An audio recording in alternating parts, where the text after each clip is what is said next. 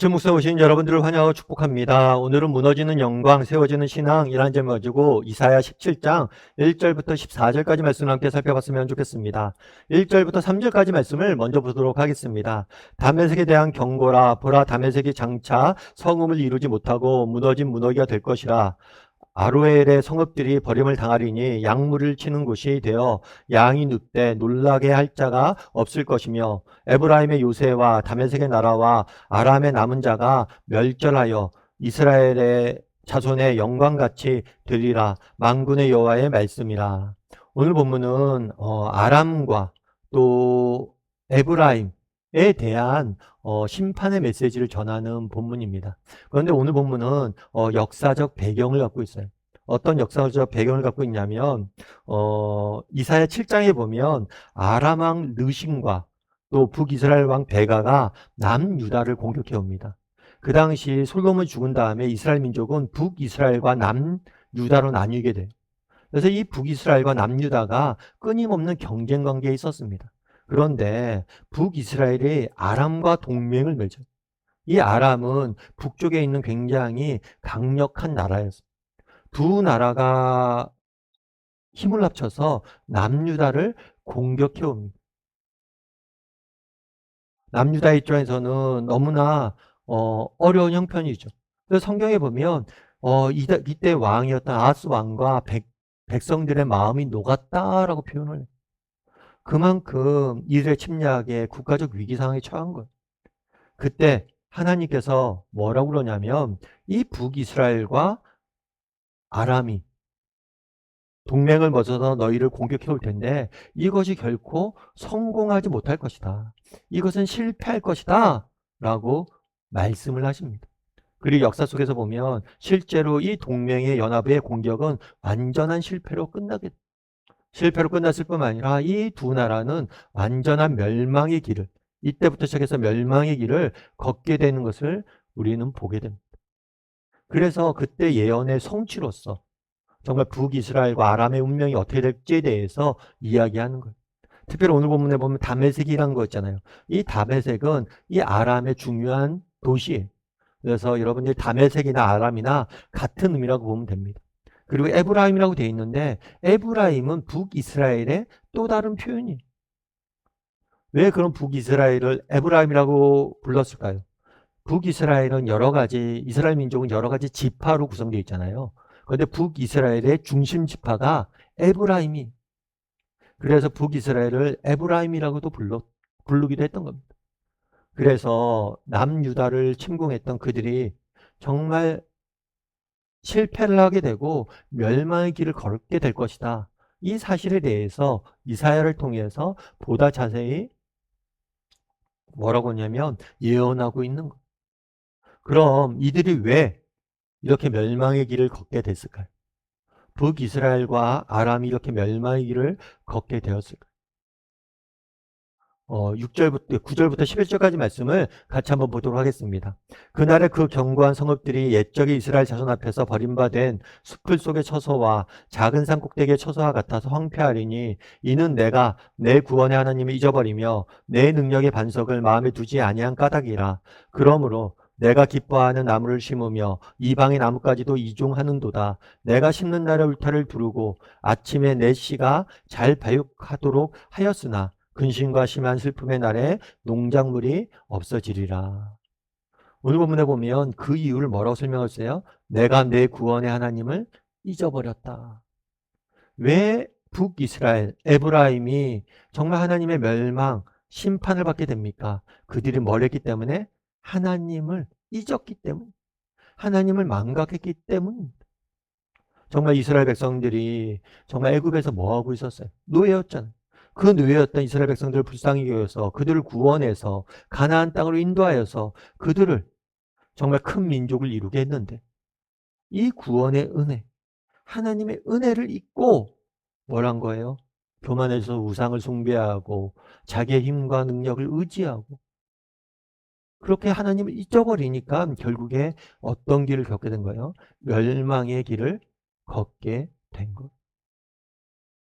그래서 경고하고 있는 거죠. 너희가 왜 이렇게 됐느냐? 결국에 하나님 베푸신 은혜를 잊었기 때문이다. 망각했기 때문이다 라고 이야기합니다. 우리도 마찬가지. 이런 점에서 그 당시에 북이스라엘이 정말 하나님의 은혜를 망각해서 뭘 한 거예요? 멸망을 당한 거죠. 우리도 마찬가지. 여러분, 우리가 이 땅을 살다 보면 크고 작은 인생의 문제들을 만나게 됩니다. 그럼 여러분들이 왜 우리 인생에 크고 작은 문제를 만나게 될까요? 왜 우리 인생의 즐거움이 사라지고 우리 인생의 기쁨이 사라지게 될까요? 왜 삶이 허무해 보이고 왜 삶의 의지가 사라지게 될까요? 여러 가지 이유가 있을 수 있는데 가장 본질적인 이유는 뭐냐? 하나님의 은혜를 잊은 거. 하나님의 은혜를 망각하는 거예요. 저도 마찬가지였던 것 같아요. 저도 처음 사역을 시작한 곳이 뭐냐면 사랑의 교회였어요. 제가 신대원 1학년 때부터 사랑의 교회에서 사역을 시작했는데 제가 신대원 1학년 다닐 때만 해도 사랑의 교회는 모든 신대원생들이 가고 싶은 첫 번째로 꼽히는 교회였어요. 그만큼 선망의 대상이었죠. 실제로 저희 동기들이 800명이 동기가 1학년들이 800명, 900명 가까이 됐는데 그 중에서 사랑의 교회에서 사역했던 친구는 3명밖에 없어요. 그래서 저희 동기들이 많으니까 서로 얼굴을 모르잖아요. 제가 모르는 동기들도 제가 사랑의 교회는 다닌다는 것을 알 정도로 그만큼 특별한 일이었어요. 게다가 저 같은 경우에는 옥하는 목사님을 모시고 국제제자훈련에 직접적으로 사역을 했죠. 교육부서가 아니야. 어떻게 보면 굉장히 저는 특혜를 많이 누렸던 사람. 그런데 제가 국제제자훈련에 속하는 목사님 모시고 사역했던 게 뭐 제가 특별히 능력이 있어서 자격이 뛰어나서 뭔가 잘해서 그랬던 게 아니거든요.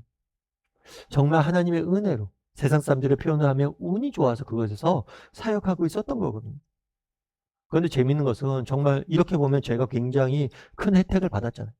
그리고 사랑의 교회에서 정말 사역하는 것이 굉장히 놀라운 은혜인 거잖아요. 그런데 사랑의 교회 사역할 때도 사역하다가도 뭐예요? 지칠 때도 있고 사역하다가 마음에 불편이 생길 때도 있고 사역하다가 좀 마음이 불편해질 때가 있는 게 사실이었어. 그럼 왜 그래? 망각의 이유, 은혜를 잊는 거죠. 야, 내가 어떻게 이렇게 자격 없는 내가 이곳에 와서 일하는 게 얼마나 큰 은혜인데. 그걸 잊어버리고. 그러니까 불평이 생기고 불만이 생기고 그런 거죠. 여러분 직장도 마찬가지예요. 우리가 다니는 학교도 마찬가지 아니에요. 우리의 가정도 마찬가지 아니에요. 우리 자녀 양육도 마찬가지 아니에요. 정말 우리가 살아가는 것이 다 하나님의 은혜인데 이것이 얼마나 놀라운 은혜인지 우리가 자주 잊게 되는 거예요.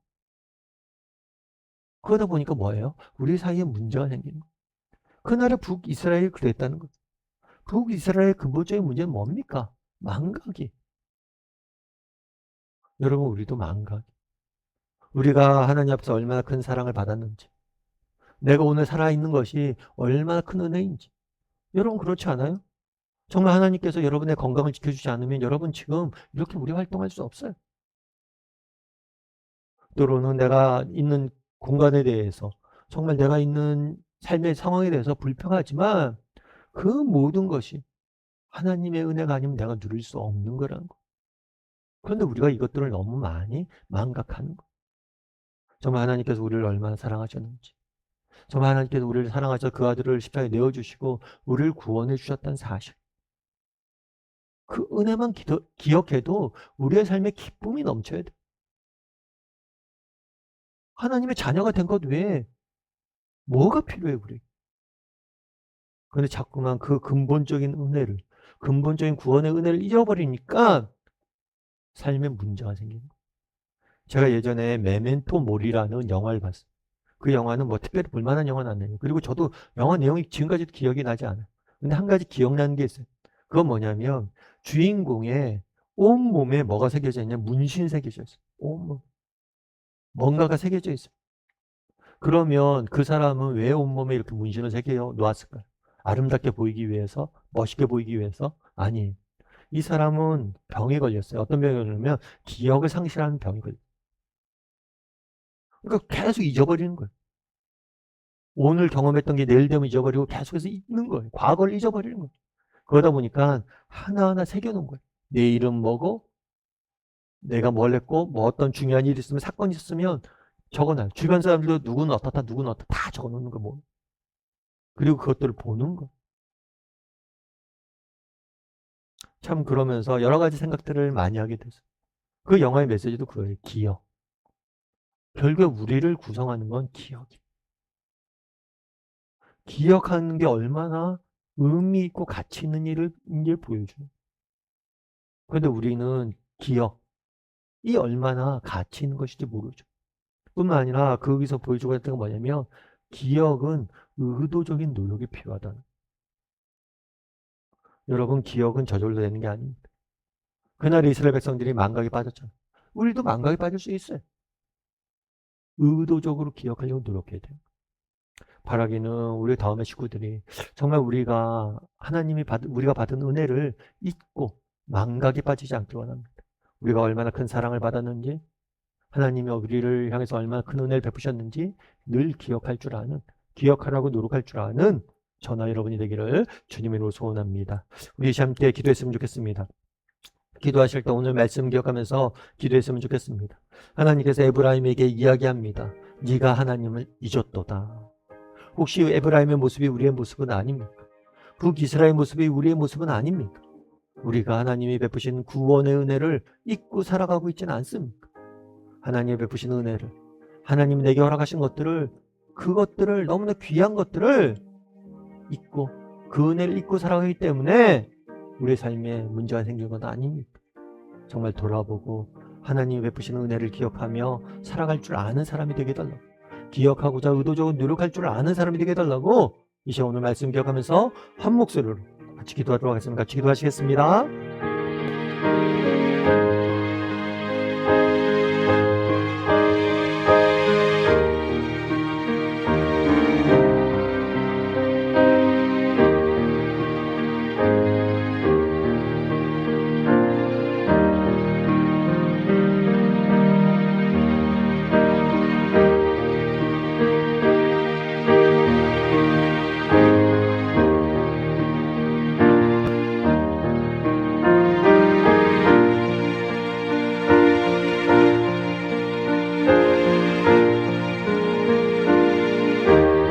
사랑의 하나님, 그날의 에브라임에게 너가 하나님을 잊었도다, 잊은 까닭이다 라고 이야기합니다.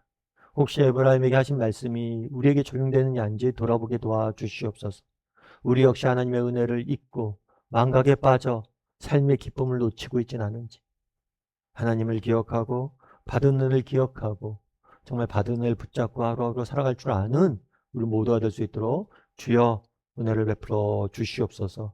오늘 하루도 하나님의 은혜를 기억하고 그것들 붙잡고 살아갈 줄 아는 하루가 되길 소망하오며 모든 말씀 예수님의 이름으로 기도드립니다.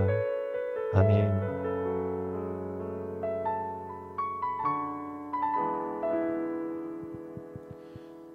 내게 허락하신 시련을 통해 나의 믿음 더욱 강하게 자라나고